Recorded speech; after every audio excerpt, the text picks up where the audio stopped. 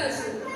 શ્રી રામચંદ્ર કૃપાલુ ભજમન વર્ણભવભય દારુણ નવકુંજલોચન કુંજમુખમ કુંજપદ કંજારુણમ.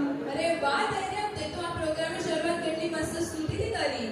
હા, પરી તને ખબર છે કે આવતી 22 તારીખના શું છે? હા, મને તો ખબર છે. એ તો કરી જરા શું છે? અરે એ દિવસે તો મંડે છે એટલે કે સોમવાર. અરે મારી માં, એ પછી બીજું શું છે? યાદ તો નથી આવતું. અરે તું ભૂલી કેમ ગઈ કે અયોધ્યામાં આપણા શ્રી રામલલ્લાની પ્રાણ પ્રતિષ્ઠા છે? હા યાદ આવ્યું. તો આજના પ્રોગ્રામની શરૂઆત આપણે શ્રી રામના નામથી કરશું, કારણ આવતી 22 જાન્યુઆરીના આપણા બધાના ઘરે ઘરે દિવાળીનો માહોલ ઊભો થવાનો છે.